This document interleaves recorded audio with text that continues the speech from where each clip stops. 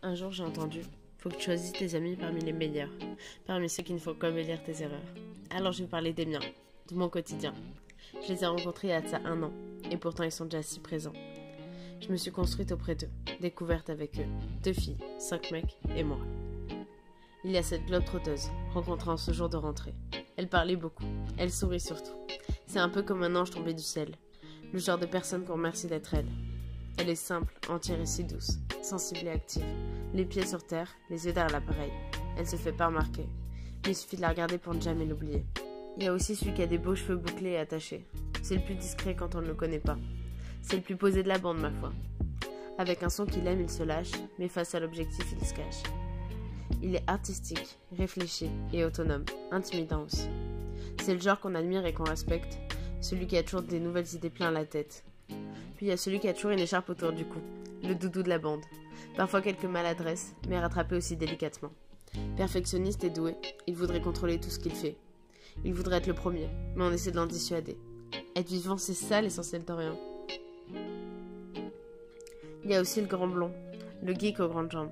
Photogénique sans le savoir, ses cheveux attirent l'objectif. Il ne parle pas vraiment de lui et vit sa vie au jour le jour. Il est intelligent, pensant et rêveur. Ou plutôt flemmard, dirait son réveil. Mais ce mec est toujours positif. Ensuite, il y a le matheux de la bande. Un peu beaucoup sûr de lui et de ses capacités. Il n'est pas prévoyant, mais toujours partant. Il bataille pour finir ses rendus à temps, ou au moins avant la fin de la journée.